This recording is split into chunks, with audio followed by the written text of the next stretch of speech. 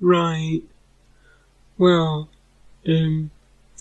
my name's Daryl Whitebottom, and as you all may know, I'm a paranormal skeptic and debunker of ghosts. About half an hour ago, I got a text from Claire and Linzi, and apparently they went out for a curry last night, and I've been up all night with the shits. So, I've got to do the show by myself. Well, I've been having a bit of a think, and, well, I don't believe in ghosts, me. Ghosts ain't real, end of. So I thought maybe today, for a change, we'd have a rock music podcast instead. 'Cause as a lot of people know, I also play bass guitar for my band, the International Buttcracks. So I think I'm gonna start with a demo on bass guitar, then I'll get me mate Toka Joe on phone, and we can have a discussion on preferred brand of strings and plectrums. And also, we can talk about amplifiers, because not a lot of people know that last year I upgraded to a Yamaha B100 115 combo amp, and the sound pressure levels are mind-blowing. I've also added neodymium magnets, which makes the sound... Oh, I've got a nice half a cider here. I know, it feels a bit naughty, doesn't it, that we're in the pub? I know. I wonder how Daryl's getting on with the podcast. I know. Do you think we did the right thing? I feel a bit mean, but I think it'll be good for his confidence to introduce the podcast. Yeah. I hope he's following the script we gave him. Yes, yeah. I'm sure he is. Yeah. Let's hope so. Mm-hmm. Let's hope so. Well, I mean, in the meantime, we will just tell all our listeners that we are recording Dead Creepy Podcast this week in real time and live from the Skirrid Inn in South Wales. Yes. And it is reputed to be a very haunted pub. So shall we tell everybody a little bit about where we are? Yes, well, I'd like to say this is where it all began for us. This is our first ever investigation together, was in this pub.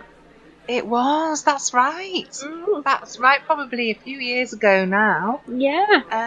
But it's one of the most popular investigations in this area. Lots of teams, paranormal teams, investigate here. Pretty much every weekend is fully booked right up until 2018, I've read. Wow. Yeah, it's very popular. Yes. It's very popular. In fact, they don't hire the rooms out anymore. I think there are only 3 rooms anyway. Yeah. You can't stay as a regular normal guest. I think it's just ghost hunting now that they.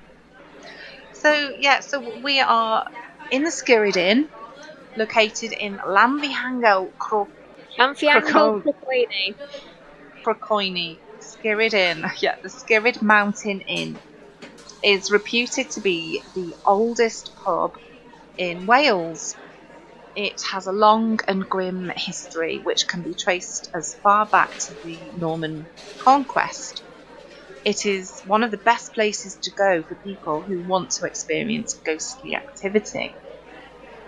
So a brief history on this place, and we're really lucky to be in here recording, because standing in the shadow of the mountain for which it was named after, the first floor of the inn was used as a courtroom where people who committed serious offences were given capital punishment.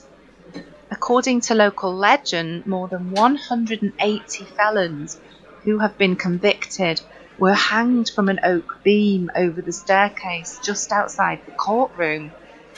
Markings from the rope make that the rope made can still be seen on the staircase wood until today. And we will take some photographs before we leave, and show everybody this rope. It's just hanging there in the hallway. When you go down to the ladies, you can't help but pass it. The holding cell for prisoners has now been converted into a storeroom, but it does say on the door, doesn't it? Holding cell, where they would lock you in before you were hung. The inn was also reportedly used as a rallying point for the supporters of the Welsh revolt, which was led by Owen Glyndŵr, which was against Henry VIII. Numerous kings have said to have stayed in the inn, and the Skirrid has been an inn since 1110. So it is most famous for being the courtroom of Judge Jeffreys, the hanging judge. Yes. And during the wake of the... There's no documentary evidence to say that he was there, but it's kind of a legend, isn't it, that he was there? That's right. I think that somebody told me, so don't this isn't set in stone, but around the time of if he really was in the Skirrid Inn at that time, he would have only have been about 14 at the time. Yes. So I heard that. Yes. So apparently that's still not unusual, because I think he started young, So perhaps it was one of the first in his career. Who knows? Wow. Maybe this is where he had his... That's it. I mean, introduction into his life. I don't know. Gosh, can you imagine being before a 14-year-old judge? It'd be just your worst nightmare, wouldn't it? I know. They did everything young from those days. I mean, they were married by that age. Yeah. In the 1100s, or whenever this was said to have been. So yeah, bear in mind, I mean, Romeo and Juliet is one example. Yes. In Shakespeare, Juliet was only 13 years old. Yeah, absolutely. But this pub still feels, it's got this old feel about it. It still retains some of its old features, such as the wood panelling in the restaurant. And there's a huge old ship's bell behind the bar for last orders. So they ring that for last orders. It's a very dark pub, isn't it? I don't mean it. Yes. It doesn't feel malevolent, but it's just dark. There's very little natural light coming in. So when you step outside in the daylight, your eyes are like, whoa. But it's very atmospheric. It really is. As soon as you walk in, yes. You think, oh yeah, you just feel that it has to be haunted. Yeah. Even down to the windows, at they're old tiny little lead pane windows, and at the back, behind where the hanging rope is, it's overgrown the window with like ivy, and the ivy is dead, and it's still just stuck to the window. Bit of light through it, but that just adds to the creepiness of it. Yeah. Well, obviously, the Skirrid Inn is the residence of several spirits, and various supernatural occurrences have happened here.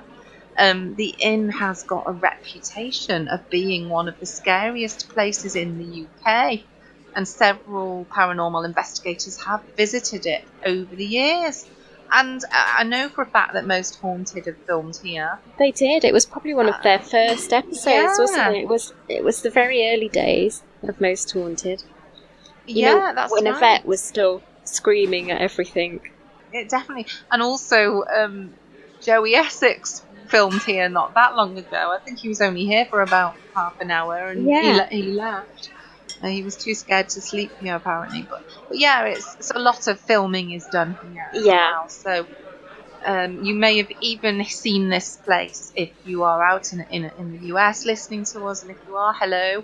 And I hope our accents are not too irritating. Because we've had comments that we have strong accents. But no, I'm sorry. But yeah, the former landlady of the inn, tried to sell it, and when she was trying to go through the sale, the glasses apparently were flying around the kitchen. Somebody didn't approve of her selling it. The hanging judge is rumoured. He's supposed to be walking around the upper floors of the inn looking for people to condemn to death. This is what they say. And one of them is now. He sounds like a very fair judge. Yeah, yeah, just searches for people. And that room, the courtroom, is now a bedroom. So one felon who was sentenced to death, his name was John Crowther, and he was a sheep rustler. And apparently he's been seen several times in the property as a ghost, you know. The evil presence of the judge's hangman is also reported around. Because if that was your job, you probably have to be pretty not a very nice person. Yeah. To do that job. Yeah. So I would imagine he possibly does hang around. But not all the spirits around this Skirrid Inn are malevolent. There are some friendly ones. Father Henry Vaughan, who was a local clergyman. Right. And there's also the spirit, of course, of Fanny Price. Yes. Okay, so Fanny, now I was told she was the landlady, but it does say on the documents we've been given she was a woman who works there, but I'm convinced she was the landlady. Yeah. And that this documentation is wrong. Yes. And she was there at the inn during the 18th century, and she died of consumption at the age of 35. Yeah.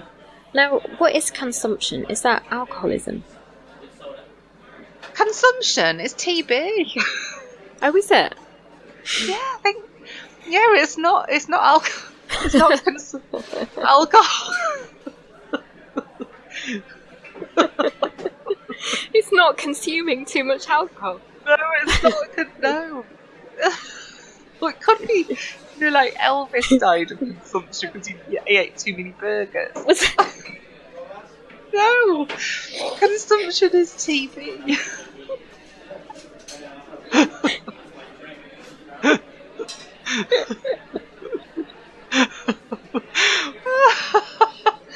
We try to be serious on this podcast sometimes, we really do. Consumption is tea, like when they coughed up blood. Yeah. Okay. And other ghostly occurrences in this pub. People have reported the powerful scent of perfume. Mm-hmm. Glasses flying obviously around without being touched. People have heard the rustling of a lady's dress, and they've heard the sound of soldiers in the courtyard, and there's sightings of a white lady as well. Oh. I don't think any haunted pub is complete without a grey lady or a white lady. No. How do they know that the white lady's not Fanny? Well, she could be. Yeah. She could be, couldn't she? Yeah. Yeah. Some people have reported that they've felt that they were being strangled. They've felt a choking sensation. Yeah. Which I'm not surprised about at all. If you're sensitive, I think you would pick that up here. Yeah. And other people have said nausea and dizziness that they've experienced being here. Right. I mean, I must say I feel absolutely fine here today. You know, everybody's different, aren't they? Yeah. Everybody's different. So, just talking a little bit about the history. Just talk a bit more about that because we've got some information here as we're sat here.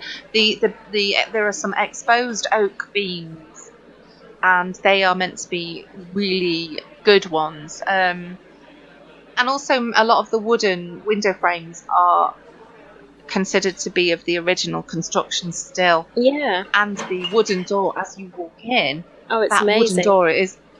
Yeah, I've never seen a door that old. It's beautifully authentic, and it really is. It's the original one. But yeah, a very bloody history. So we've got the death penalty, which was meted out to murderers and even petty criminals. Now the guy that was hung, the last one to be hung, was said to be only 12 years old. Oh. Yeah, he wasn't very old, but he was stealing sheep. Oh, I know, it's horrific, absolutely horrific.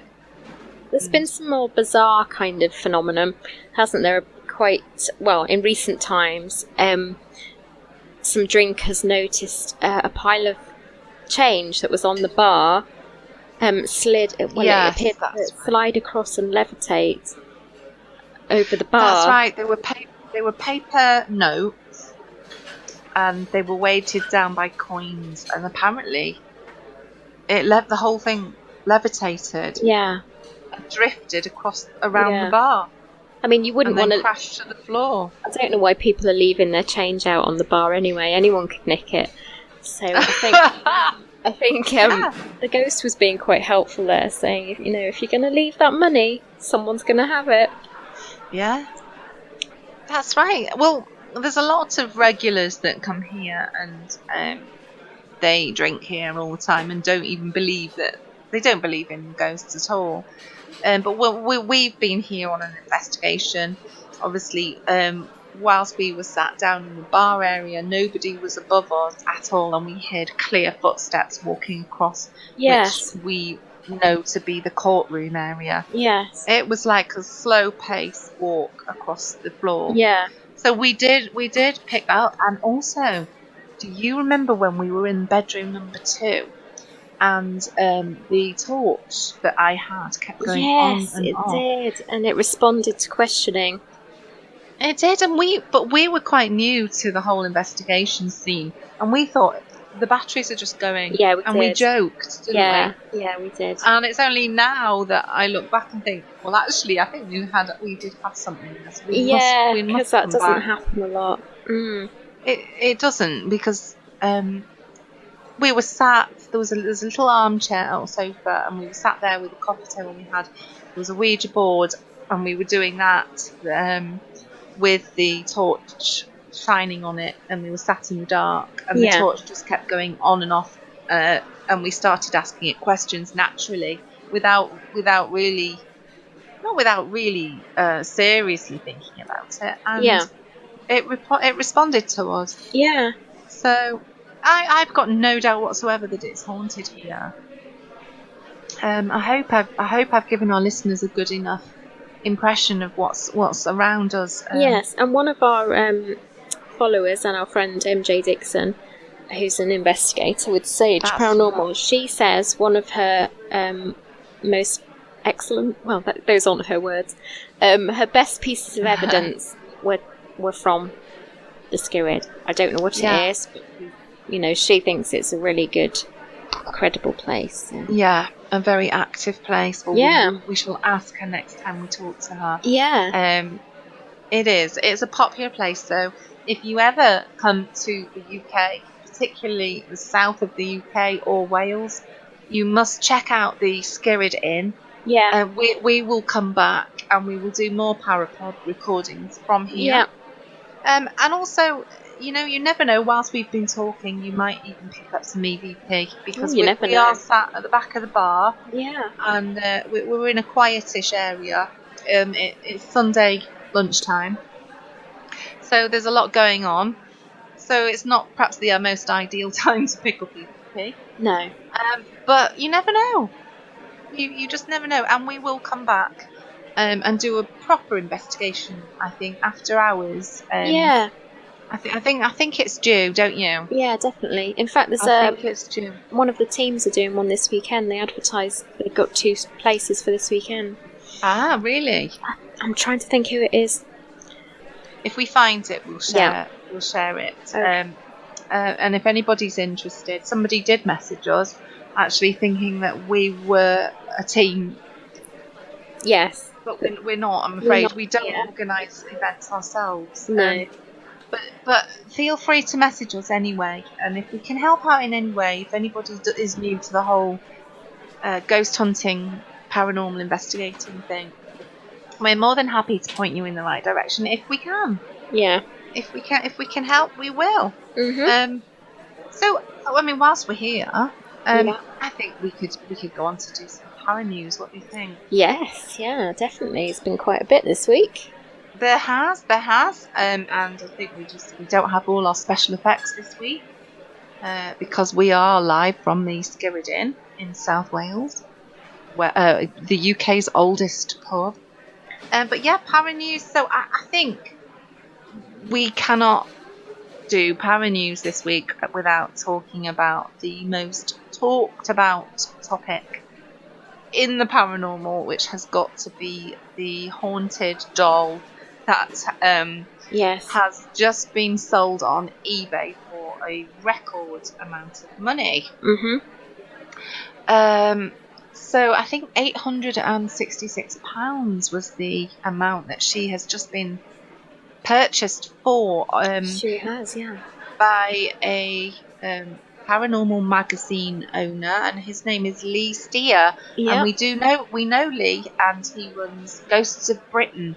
He does. So go and check out Ghosts of Britain on the internet, Google, or on Facebook, and you will get the most up-to-date information directly from him if you are interested at all in this story. But it's gone worldwide, this story, hasn't it? It has. Well, I think that when the woman put the doll on eBay, she didn't even use the word haunted, she just said creepy doll or whatever. I don't want it anymore. She'd allegedly bought it for £5 from a charity shop or a second-hand shop, along with 2 other dolls. Yeah. And then some weird stuff started to happen. That's right. This lady's name is Debbie Merrick, 50-year-old. I don't know why that's relevant, but this is the Sun newspaper I'm reading this from right now. And she bought. Why do they always call people's ages? And you know what? They're probably trying to plant a seed of doubt. Maybe we're supposed to think, oh, she's 50, or maybe she's going through menopause. Yeah. They especially do it with women, don't they? I'm having a little mini rant. Yeah. But I think that's unfair. But anyway, it's totally irrelevant that Debbie is 50 years old, but she is. Or maybe the journalist gets paid per word, so the more words. Yeah, maybe. Well, it says the Sun newspaper is just one newspaper report. This is all over the world. So I'm just going to read this one out because it's a nice, simple way it explains it. So a terrified mum is desperate to be rid of the haunted doll that she claims keeps setting the smoke alarms off in the middle of the night, and has left her husband covered in scratches and has the ability to move around by itself. Debbie Merrick bought 3 pretty china dolls for just £5 from a second-hand shop at the start of July. But since bringing the trio home, she's found her family plagued with supernatural problems. She's not had them long, has she? You're right, no, she's not. She says, I'm pretty much reading that she's had trouble with it from day one. Right. And so just 1 week after she put these dolls in a spare room, and she said her husband woke up to find scratches on his leg. And you see, I will talk about what we think after. Let's outline it. But the smoke alarms then kept going off. One night she heard the floorboards creaking and thought it might have been her daughter Holly. But when she checked on Holly, she was asleep. And then these scratches that her husband said he woke up with looked like a bit like cat scratches and was sore. And she said that her husband's a complete skeptic, non-believer. And she thinks they look like the doll's hand could have done them. Right. That's what she believes. And then she had this awful nightmare about this doll dragging itself across the floor towards her, which, horrible. I don't blame her for getting rid of it just based on that. But yeah, they're weird about the smoke alarms going off. She said she thinks the doll's moving around the house, causing a change in temperature, triggering the heat sensors. Right, okay. Okay. So then she put it in the shed, didn't she, for a week, in a box? Yeah, apparently her friend is a medium, and her medium friend said that doll's got something in it. That was her actual words. And so she put the doll in a box in the shed.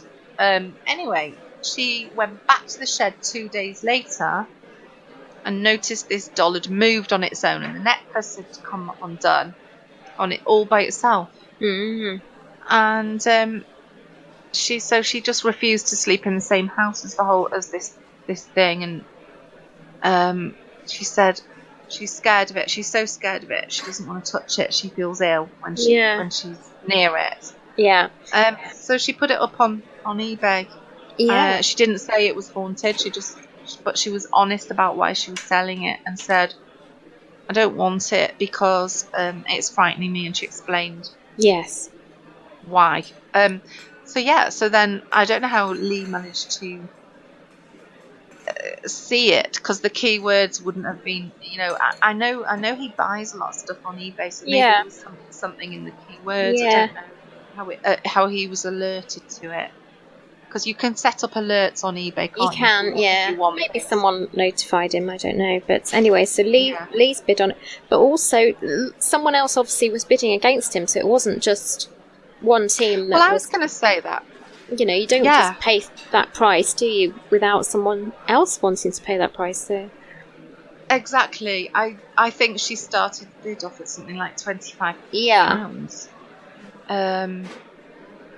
I think that's what she did, because she admitted she's been on This Morning TV programme, yes. and she said she bought them thinking they're nice dolls, they might be worth something. So I think she was thinking, right, well, £25, she's made a profit on it, which is fair enough. That you can't criticise somebody for doing that. No. And she's quite a large doll. I've seen, she's much bigger than a Barbie doll, or right. She looks like do you know what I mean? I'm trying to think how. She's probably about a foot long, foot high, tall. She is a very pretty doll. I think she's got quite a sad face. She doesn't look happy. She doesn't, does she? No. Maybe she's trying to look demure because it's her wedding day. Yeah. But she doesn't. I wouldn't say she looked creepy, but then a lot of people do get creeped out by dolls anyway. They do, yeah. Some dolls are creepy. I think it's the uncanny valley syndrome, where people are freaked out by anything that looks too much like a human being. Yeah, and you expect them to move. Yeah, your mind is constantly reading it for extra information. Yes, you're looking for clues, emotions. Yeah, I think that's it. But anyway, so Ghosts Britain now own the doll. It's not their first haunted item, it's what they do, isn't it? They collect haunted items, and quite often there'll be a live Facebook evening where they, I don't know, provoke, is that the right word? But they try and get some activity from their objects that they're with. So that's why Lee has bought it, because a lot of people are saying, Lee's a skeptic, so why would he pay this ridiculous price for a haunted doll? I mean, personally, I think he's the best person to pay for it, because he's not going to be disappointed, is he? If nothing else. He'll just say, "Yeah, see, I told you." Exactly. I'm a skeptic. I told you it wasn't haunted. I was right. He's not going to be let down, is he? That's true. That's true. He will test it to the limit. There's no doubt about that. I mean, we've seen recently, actually, he's updated today that since he's got the doll, his dad has got some mysterious scratches. That's right. He has, yeah. So I think there's more of this to come. And also, it's got everyone talking. It really has. It really has. I mean, we're light-hearted, so I find it interesting and entertaining, and I think that's the best way to look at it. There could be some really interesting paranormal activity that comes from this doll. I don't know. I really don't know. But it's kicked off a little bit, hasn't it? Yeah. I've not seen it, but you were telling me just before the show there's been a few. Yes. People have got varying. Yeah, Paul Stevenson from Haunted Magazine has posted a packet of polos on eBay as a joke, a bit of a spoof. He's hoping to make a mint, isn't he? Right. I didn't realise that's the joke. I didn't get it till now. So he's posted that just for a bit of a laugh, but yeah, there's been a lot of discussion on that page. Lee Steer has chipped in and replied as best he can to people's opinions. You have to say it's opinions, really, isn't it? Yeah, that's right. I think there's going to be, you're going to get people, all sorts of opinions. And, I think Lee Roberts as well from Haunted Magazine, he called Lee out on it, said, please, is this a scam? Did you know the woman before? Perhaps you organised it between you just to make a story. So there's people making all sorts of suggestions about what the purpose of paying, as a skeptic, paying that much for stuff. But I mean, if it is just for publicity at the end of the day, that's what he's got. Is it's a pretty good. That's it. I fail to see how he can't make any money out of it. He spent £866. I can't see it.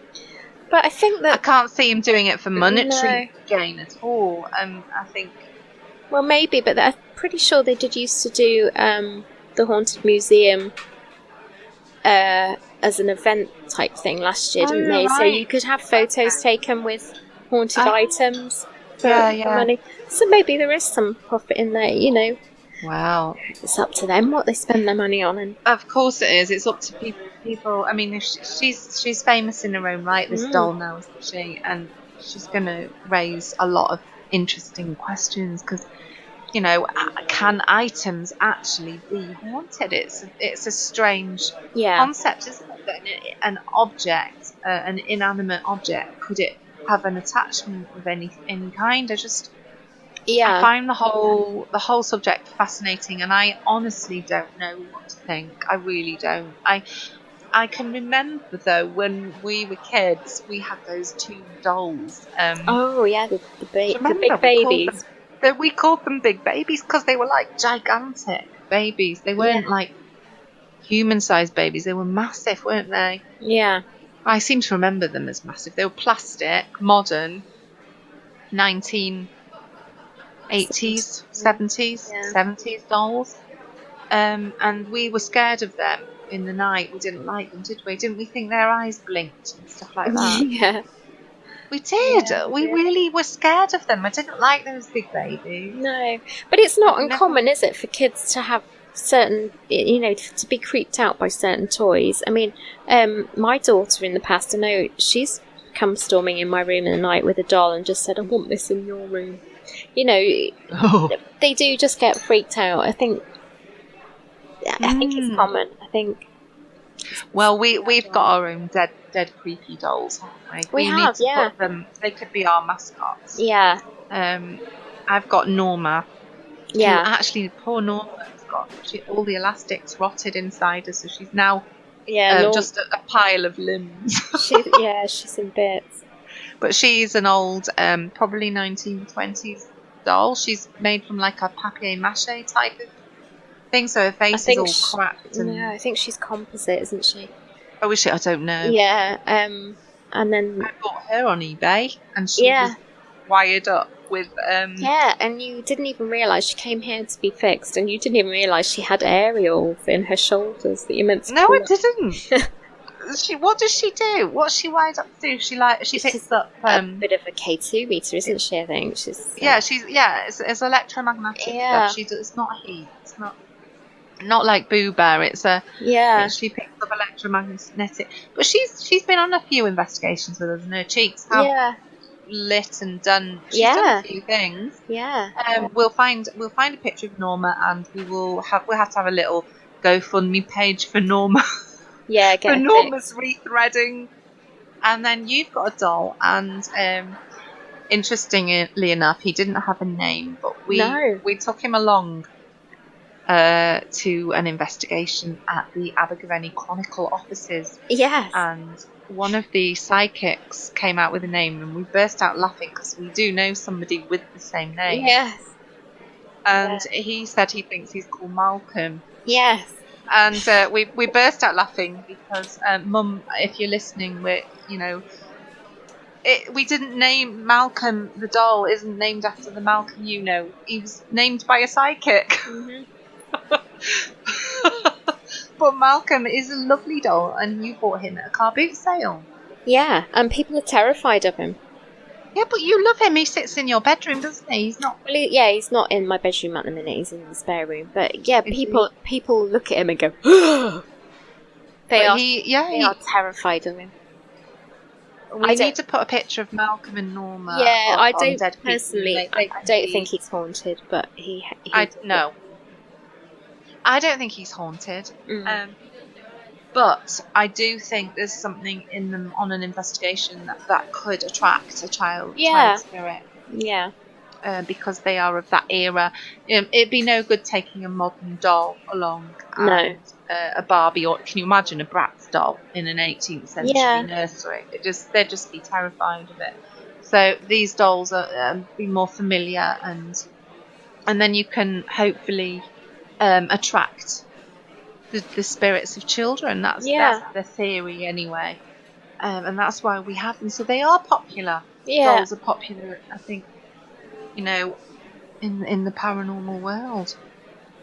So in other PARANEWS, you noticed something today on Facebook, didn't you? Yeah, well, there's a team called Spirit Team, and they have posted some footage because they did an investigation the other night, it says. We felt we'd quite like to share a quite important moment from our investigation the other night. Please let us know what you think, and by all means share it.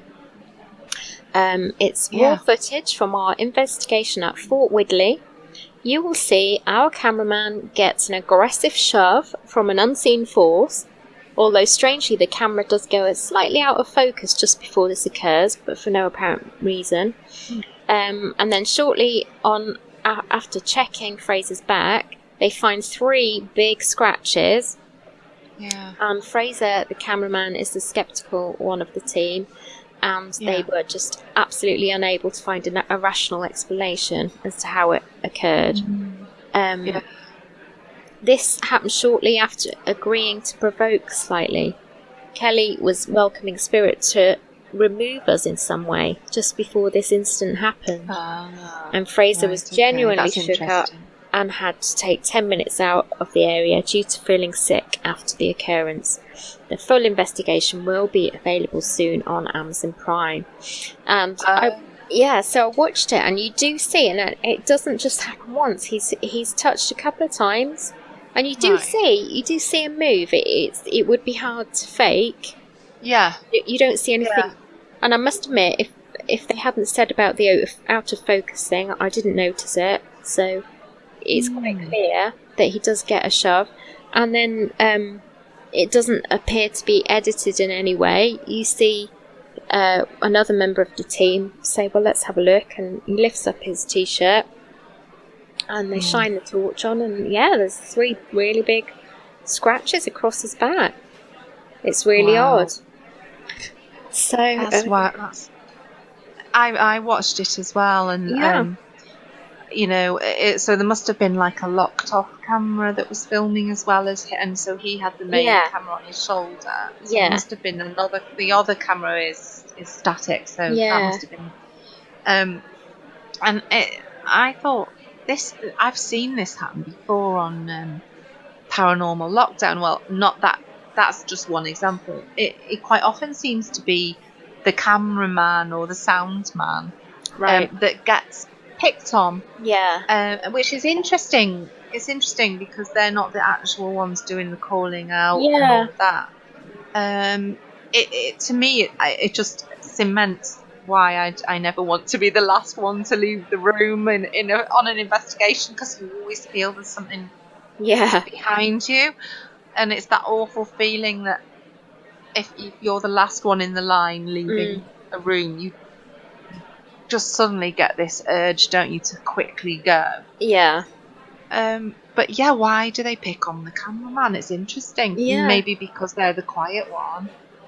Well, I don't think it's faked at all. I can totally see they didn't over dramatize it. No, they didn't, and that to me it makes it more credible. They've not done all this, extra kind of spooky music over the top, and because I just think I always think with these evidence clips, the more kind of editing or spooky kind of music and fancy words over it says to me, I'm really good at video editing. Huh? Yeah. Yeah, you're right. Then you're like, but if you can do that, you can probably clip things together, and I like to see proper raw footage.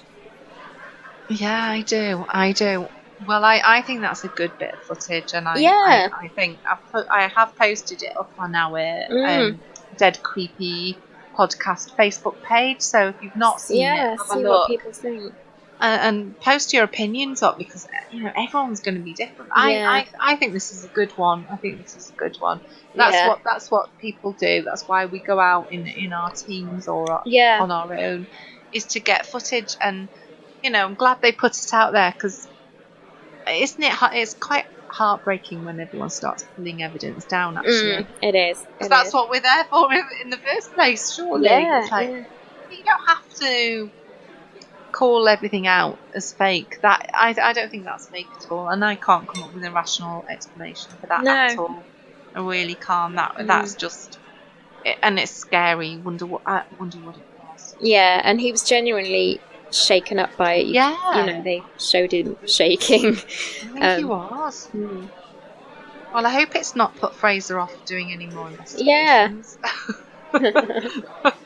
Because he's obviously was the chosen one that night. I'd be interested to know what they thought it was. Yeah. I haven't done enough research into where they were or what the history of the place is. And I've no idea where Fort Widley is. We'll have to try and find out. If it's not too far, we'll see if we can get that one.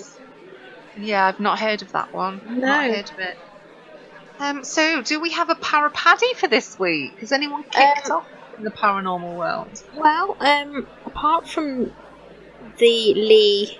that was a little Parapaddy. There was a bit of drama. I did notice today Ghosts of London had a little bit of a whinge.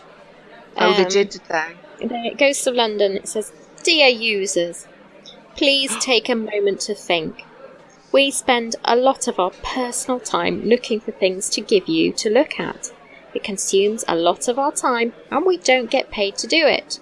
We do it as we want you to have something to talk about.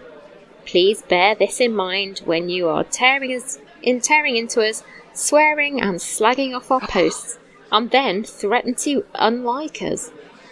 We are not always able to give you amazing wow posts all the time. We are so sorry about that. If we could, we would bring you all a ghost so that you could look at it till your heart's content. But we can't, and we are sorry about that. Our posts come from our users and fully credible paranormal researchers. Thank you, Ghosts of London. So, I didn't see what...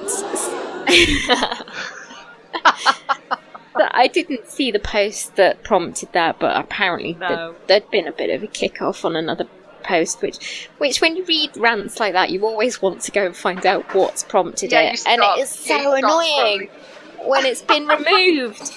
So I've no idea, and to be fair, Ghosts of London do post some quite nice pictures. Yeah. And I think they have, it's a page rather than a group, so it's always from them, which is nice, because you don't get all the spammy posts and the repeats of things. So I do quite like following that page. Do go and have a look if you haven't. And I think that they probably have been a bit sensitive. If people, you're always going to get controversy with ghosts, aren't you? There's always going to be people saying that's not real. That's it's an hoax. Yeah, it's an hoax. It's an hoax. That's the game we're in, isn't it? So I think they've been a bit sensitive. Well, it's easy done, and if you're having a bad day, Yeah. I mean, we had a comment on our video that we just posted up about half an hour ago. We posted up a video of us in the graveyard next door, and somebody said that we looked like a couple of gargoyles. Well, the cheeky sod. No. I mean, we did rude. Just rude. Actually, we did laugh. We did. You've got to have a sense of humour. Seriously, honestly, you've got to lighten up. But there have been times when I've been tempted to have a rant. Yeah. I have been known to have a rant. No. Yeah. But nowadays I'm much lighter hearted and think, yeah. I like to start my rants. I'll write it down how I feel, and then I end up not posting it. I think, you know what, I've written it, I've got it out, that's fine. And I always think it's really important to if someone upsets you, just thank internally. You don't have to do it to their face. Just thank them for showing you the type of person you don't want to be. And and you just sort of think, that's a really good lesson. I'll make sure I never behave like that, So that's a good way to look at it. Or you could just go and you could Google a really nice passive-aggressive meme and you could post it up on your wall and put you know who you are. Yeah. That's quite therapeutic. It is. And put a good status up about how certain people have let you down, and that you know who they are, and that karma is a bitch. And that always solves things. Do you know what that does? That gets all your paranoid friends, gets them worrying. What the hell have I done? Is it me? Is it me? Yeah. So I don't like those because I'm quite paranoid at times. And have I spoken to them in the past couple of days? Is it me? All you've got to do is then put a post up that you're going to reduce your friends list down.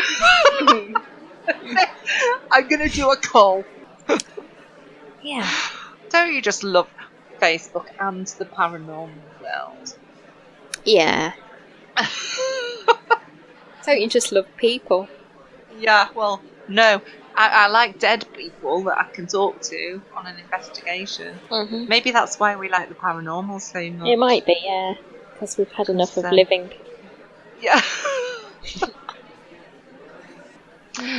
So I tell you what, this week we've both been reading a really interesting book, haven't we? We have indeed, yes. So this is one of the good things about Facebook. So there's not just negatives. There are good things as well. And I noticed somebody had recommended this particular book. It's a new author. And if it hadn't have been for Facebook, I would never have known about it. So I bought this book, and the book is called Truth Proof. The Truth That Leaves No Proof, by an author called Paul Sinclair, and he is a new author. Mm-hmm.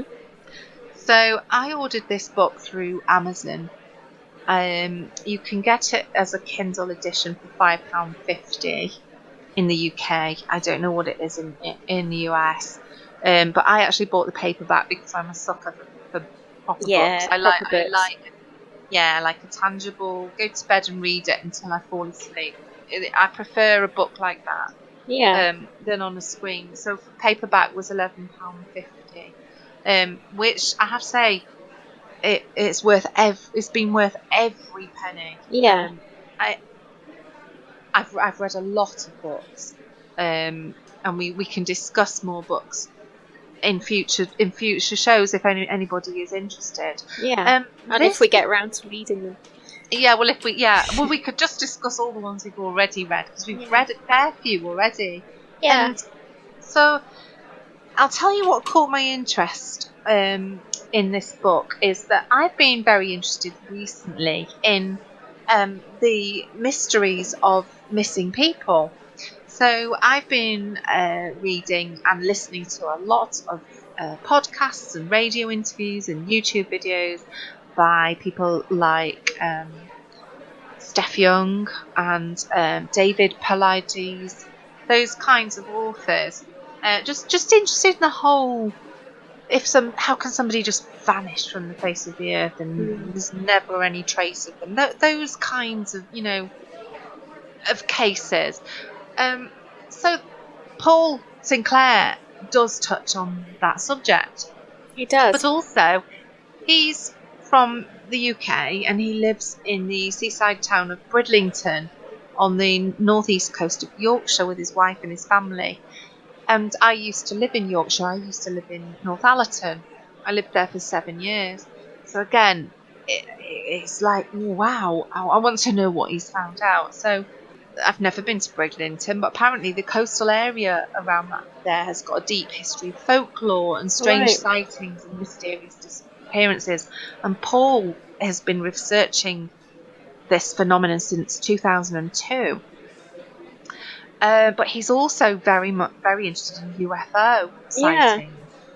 And also he touches on pretty much everything weird that's happened. So he covers a lot of topics in this book. He does. So we've got UFO activity, missing people, but also alien big cats. Alien not being aliens from outer space, and cats with flying saucers. This is non-native. Yeah. Yeah, non-native big cat sighting. Yeah. But also missing aircraft. And anything odd. Yes. So he's very thorough in researcher. And he has never been happy with just rumours and hearsay. He's actually gone out and spoken to and found as much documentation, newspaper archives. He's spoken to the people on the ground, everything. And he's not given an opinion on it. He's just documented it, and it's there for you to make your own mind up. Yes. But wow. By the end of the first chapter, I couldn't put it down, and it only took me 4 days to read. And bearing in mind, I'm very busy. I've got 4 children, and I'm working full time as well. I just read it every time I could pick it back up again. Yeah. So for me, 4 days to read this book. I think you could read it in less if that's all you did. You'd read it in a day, because it's one of those books, and it was easy to read. Yeah. And he's interviewed these witnesses to events that are so weird. These strange lights that have been sighted over the sea and over the coast, and oh my goodness, that Air Force base, the RAF base that's now all closed in. How creepy! A lot of activity seems to surround the area. I mean, it says on the back, within a 30-mile radius of the UK town of Bridlington. Yeah, so that's what it's. I mean, it's a concentrated area. There was an RAF base that's now disused. I think it's been disused since the 70s or something. Yeah. So some UFO sightings. Well, I say some. Literally. Oh. You think, oh, that's weird, and then there's someone else talking about another one and another one and another. And oh my goodness, there's hundreds of UFO accounts, and it's not just flashes. People are stood watching these lights, and they appear to have an effect on their emotions, don't they? They seem to communicate directly with them. Yeah, they felt that there was. Yeah, there was communication of some sort. Yeah, like they say they believe that the thing that they're looking at knows that they're looking at it, but they don't know how they know that they know. Yeah. But that fascinates me. And then those 2 lads that were digging in deeper and deeper in, trying to find out what was going on in this RAF base, and then one of them disappeared. Yes, he got very frightened. Hardly anything. He got very frightened, and he told his friend he was extremely frightened, and he'd found something really important. And his friend went to meet him, didn't he? And his car was there, abandoned. Was the door still open or something? I can't remember. It's just. And he was never seen again. He's never been seen again, and he's confirmed that he's still missing. However, hardly anything has been reported about this lad missing, and his friend has now moved away as well. So terrified, as if somebody knew that they were delving into something they shouldn't be getting involved in. Yeah. And Paul Sinclair. There's an awful lot of people go missing while they're walking on the cliff tops there, and people. They're saying, "Oh, they must have fallen off the cliffs." And according to Paul's book, there's a livestock fence around the cliff, so it's pretty hard to just kind of stumble over the edge without climbing the fence. So that's right. That's Flamborough and Benton. The cliff tops there. And how obviously there has to be inquests into these things, and it's put down to things like, well, it must be suicide, but no body is ever found, and some bodies were found, actually knows. Yeah, some are. Now they say the sea gives back the bodies, and sometimes they have, but sometimes they haven't. And this is interesting. And even if the body's been found, there is no marks on it, nothing obvious. And why would somebody, for example, in one case, the guy, he bought a parking ticket. If you were going to commit suicide, why would you park and buy a parking ticket? Yeah, and make sandwiches. He made sandwiches and left them in the car. Yeah. You don't make sandwiches if you're about to throw yourself off the cliff. No, you don't. And one that stood out for me was the story of, one of the many aircraft that went down was I think it was an RAF torpedo or something that crashed into the sea. Yeah. Trawlermen found the first body. There's a lot of weirdness around that. But for me, the weirdest thing was when they were looking for the second body, 2 days after, they found a body, but it was from a crash a year ago. But you can't... A body doesn't last a year in the sea.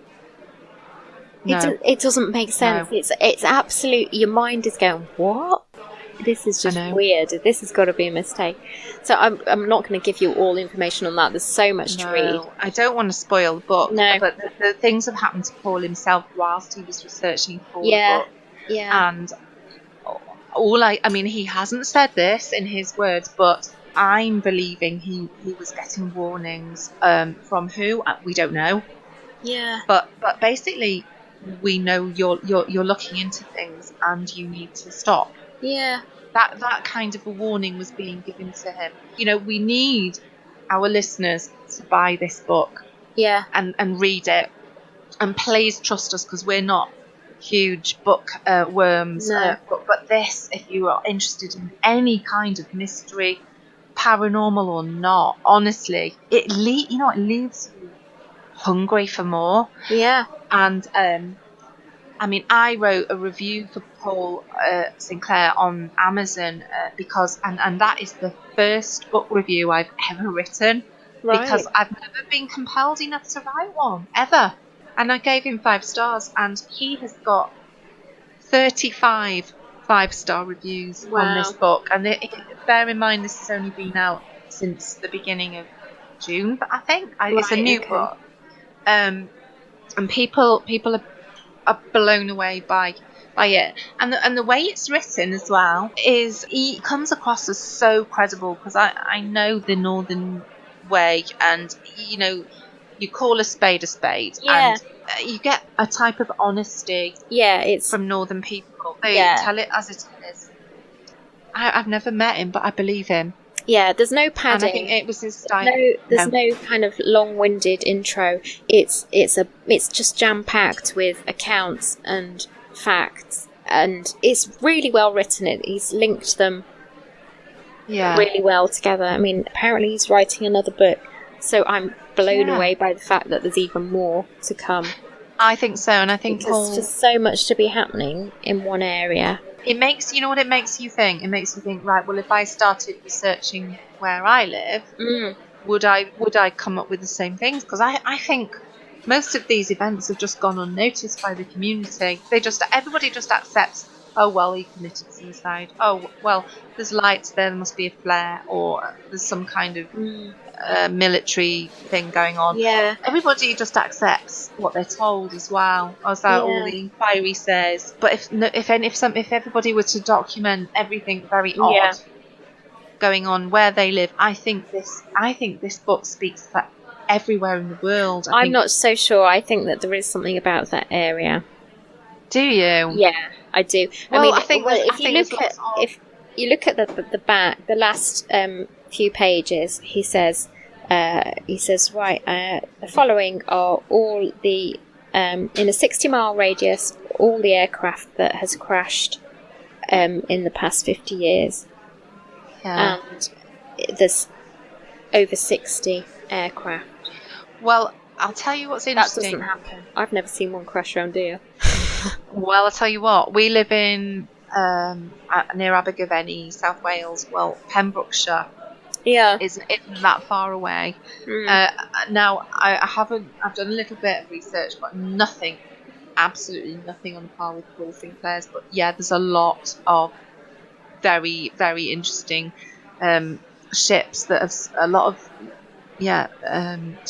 sunk and plane crashes over Pembrokeshire. So it would be worth doing a bit more digging there. I think that could. I think there's here's the word, hotspots. Yes, I think we've got hotspots. I think that's one of them. Possibly Pembrokeshire might be another one. Right. I'd be interested to know if anybody else thinks they live in or near a hotspot. But who else is doing this research? Who else is looking at it on this level? We need to know. Yeah. I'd love to read more. I just want to know more. Yeah. And Paul, I believe in the beginning, in the biography and in the beginning of the book, he's also got things to tell us, perhaps at a later date in another book, about being an abductee from an early age. Yeah. There's reports about him as a child, Yeah. So I think this man's got a lot to come. I think we should watch this space. Yeah, there's more to come. Yeah. So yeah, thoroughly recommend this book. It's our very first dead creepy book review. Yeah. And my very first ever Amazon book review, because I found it so good. So yeah, please buy Truth Proof by Paul Sinclair, and let us know what you think. Indeed. So I think they're going to be ringing the bell in a minute for last orders. We haven't been kicked out yet, have we? No. But I tell you what, that cider was nice. It was nice, yeah. And I actually had a nice bag of dry roast as well. I hope nobody heard me munching away. I was very quiet and sneaky. I think we need to do Parapub again. Definitely, it should be a regular thing. I hope Daryl's not fallen asleep. The death. Should we tell him that we've been in the pub, or should we keep it quiet? I don't know. How. Well, we didn't do Skeptic's View. We've not done Skeptic's View this week because obviously he thinks that we've got an upset stomach. So yeah, we'll do Skeptic's View next week. Perhaps we'll ask him what he thought of the dolls. Yeah. And we will just mention, whilst it's the end of the podcast, but it is the school summer holidays for us in the UK. I've got 4 children and Lindsay has got 2 children. So we do endeavour to bring you Dead Creepy Podcast every week. But, we are only human. Yeah. And we're mums. And if there is a delay or if we miss a week, please bear with us. Yeah. Because we're doing our absolute best. We really are. But it takes our time to look for interesting content and then edit it as well. Yeah. But we'd like to thank everybody for listening so far. Yeah. I think this is episode number 13. 13! Unlucky for some. Dun, dun, dun. Well, it's I think it's gone okay. I don't think we've been jinxed in any way. No. Let's fingers crossed. We'll probably find out it's not been recording now. Oh God, please don't say that. Oh my God. Well, if it hasn't, we'll just have to come back to the pub and buy another cider and another pack of dry roast, got to be done, hasn't it? Yeah. So I think we'll say goodbye to our listeners, and we will go and pay at the bar for our lovely drinks, and we will come back, and we don't know where we will be next week. Who knows? Yeah. Who knows? We might just be back at the studio, or we might do something else exciting and go on another dead creepy adventure. Yeah. The adventures of Dead Creep. Absolutely. Okay. It's the cider talking now. Right, well, it's a goodbye from me. And goodbye from me. Goodbye. Bye.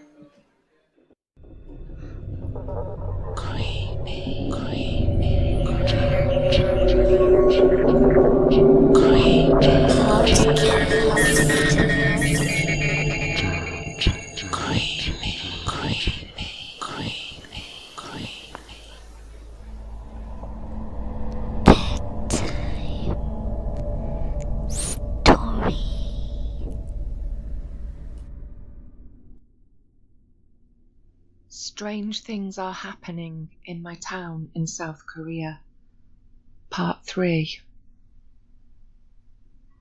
I finally replaced my computer, so I've had a bit more time to catalogue this stuff. Apparently taking time off to clear my head didn't exactly work. Everywhere I go now, things just seem to be getting weirder and weirder. I'm still having difficulty sleeping, but now it's because I've been having the same recurring dream. Half dream is probably more accurate. Almost every night it seems like I wake up, but not completely. I'm in my apartment and everything looks normal, or at least from what I can see in the dark.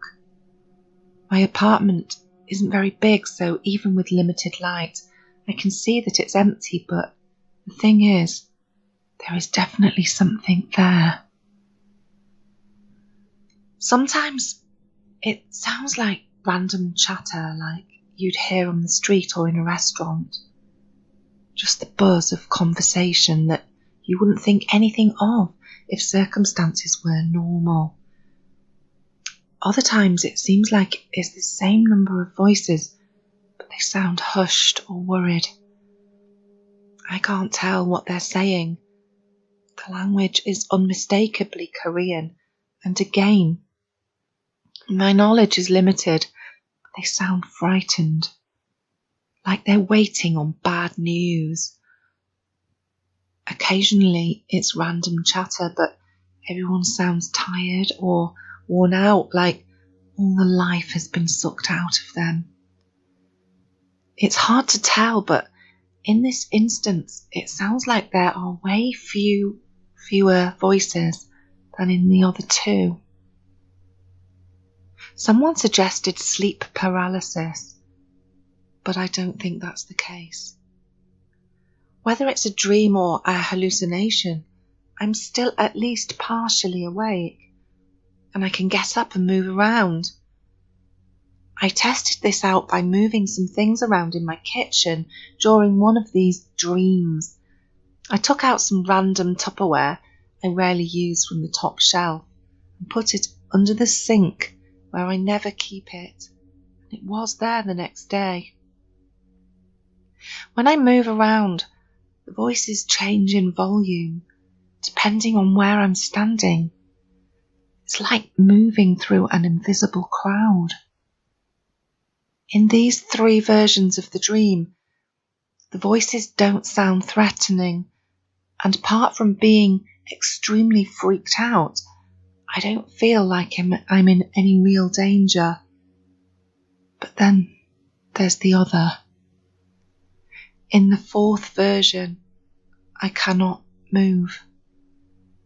It's not like being paralysed, where I just have no control over my body. It's almost like there's some kind of force restricting my movement. I can feel myself trying to move, like I'm pushing against something, but I can't actually do it.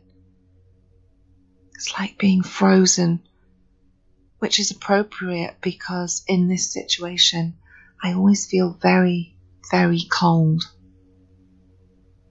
Autumn is approaching here, but the nights are still fairly warm. This is not a normal level of cold. There are voices, but it's not the random murmur of people chatting about whatever.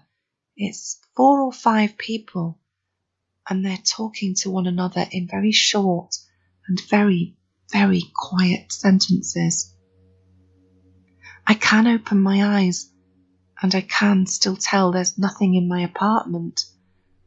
But even though I can't see them, I do know one thing. They are looking at me. All of them. I don't know how I know this, but I just know.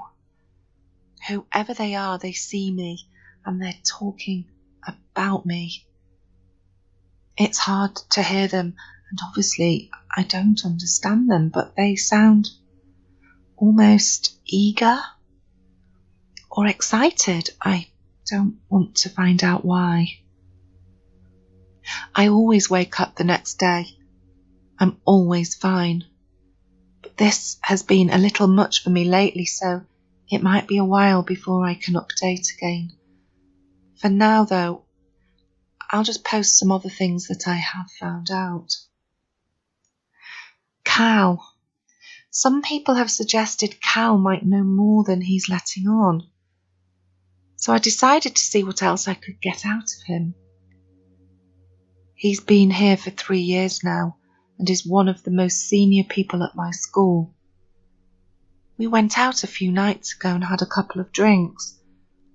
My co-workers have all been on their guard, so when I start asking about this stuff, I think Sasha probably talked to them and told them I was getting a little bit obsessed. So I've let it go for a while, and I've stopped bringing it up around work. But I'm still noticing weird things.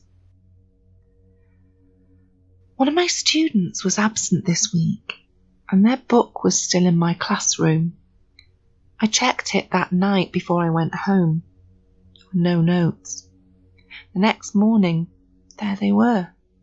2 pages of them, and an essay titled 3 Important Things to Remember During an Emergency. The essay I actually had assigned was about the Olympics. The only people who had even been in the building since class ended were cleaners. There is absolutely no way my student wrote those notes. I decided to bring this up with Cal as a starting point to see if he'd noticed the same thing. He looked at me warily. Again, they're on to me now. But he was a little drunk, and I could tell he wanted to talk. The following is our conversation, which I recorded without him knowing. If you are reading this, I'm sorry, Cal. Yeah, honestly, that one confuses me as well.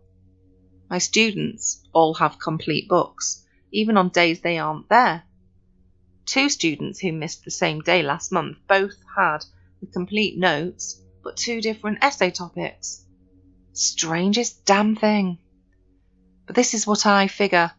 We don't have a lot of time to check the notes, other than quickly to make sure they're actually copying down what we say. So they could still be copying the notes from another student, maybe someone putting them up online, and then just writing an essay on whatever they feel like, just hoping we won't read it. I said, that doesn't strike you as a little crazy? That they'd copy the lesson but just write their own essay? Why be lazy and put more effort in at the same time? And when they are even copying the notes, if we keep the notebooks in class, when are they doing it? Also, these kids are like 10, 12 years old. You really think they know how to cover their tracks that well? At this point, I described the doodles and drawings I had found from the previous post, so I won't go into detail again. Cal said, yeah, my kids have drawings on their pages as well. I don't know. I just thought it was part of it, made the notes look more real.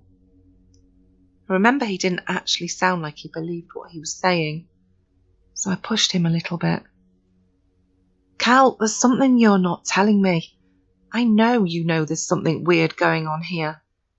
We could be in danger. Our students could be in danger. I knew this would get to him. He was an extra softie for his students. Cal, I'm really sorry. He sighed and told me the following. Strange crap has been happening since I arrived, but until you got here, everyone has just been telling me I'm nuts. I realised after a while that, for whatever reason, not everyone is aware of what's going on, or if they are, they just don't want to bring it up for fear of people thinking they're insane. I remember during my training week, I saw tons of weird things I couldn't explain right away. I was in an E-Mart once, and I could have swore I saw the same two kids going up one escalator and down another at the same time. One morning, a couple of days after I arrived, I checked my phone and I saw a news article about how Seoul had been bombed to the ground in a surprise attack from the north, and I actually had a panic attack until I realised I was in Seoul at the time. I refreshed the page and the article disappeared, but it was there. I'd bet my life on it. There's another time I'll never forget because I still have nightmares about it from time to time.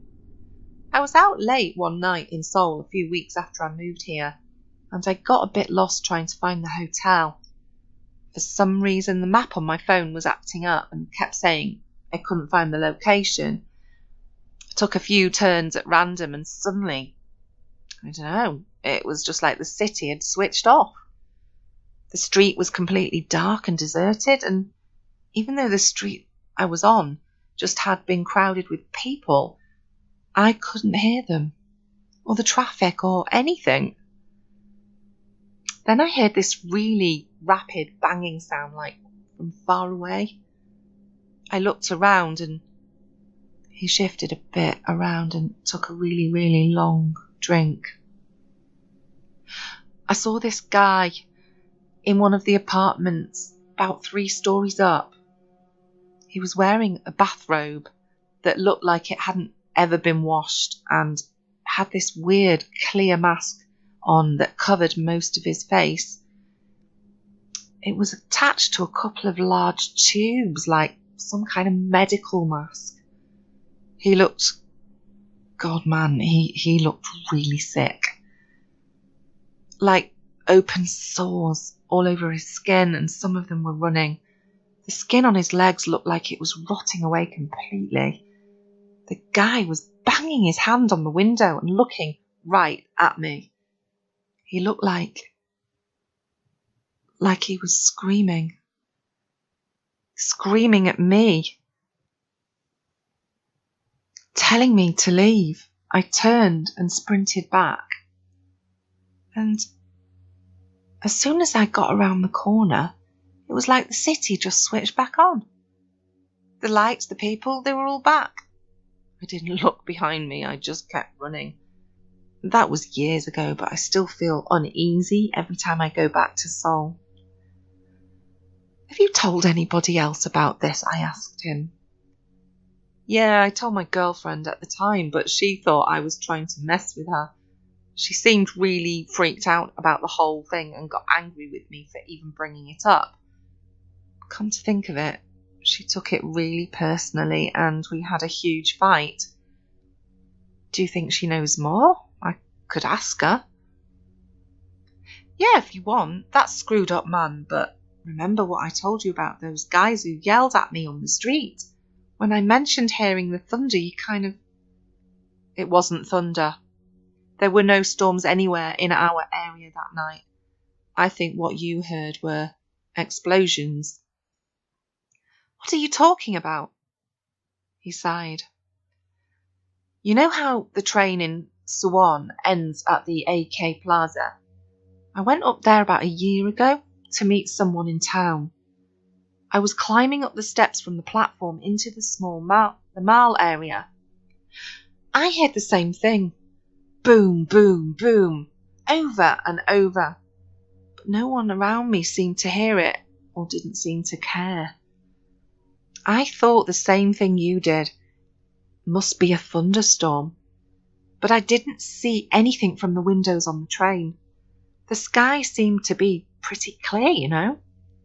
So I hurried into the mall and went to the front door, and the sound started getting louder and louder. When I got out the door onto the balcony overlooking the plaza, Cal shook his head slowly and finished his drink before ordering another. He started talking after it arrived. The weird thing was, people were still just pushing around me. People on their phones, or just talking to one another, just kept shoving me to get down into the plaza below the main entrance. They obviously didn't see, but dude, the whole city was burning. Burning? Everything was on fire. Just everything. The buildings, the cars, the people. Cal stopped for a minute and he put his face into his hands and then continued. Even the people were just burning and screaming. Some planes flew past us not far overhead, heading into the city. A few minutes later, boom, boom, I saw the fireballs rise in the distance. The dust of a building was coming down. I grabbed somebody on their phone and yelled at them to call the police. Ha! Far lot of good they would have been able to do, right?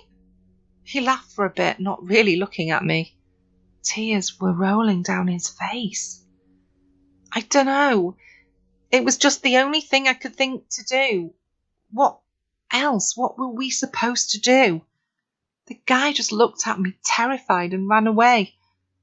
And when I turned back, nothing. Just Suwon. Just a normal day. Why didn't you tell me about this before? I don't know. I thought maybe it was just me. I hoped it was just me. I honestly was hoping I was just crazy. But then you showed up and I don't know if we're in danger, man, but somebody is. I saw it. I saw it. He stopped talking and I had to take him home shortly afterwards. I don't know how much of this conversation he will remember, and I feel like a jackass for even posting this. Hopefully he will understand.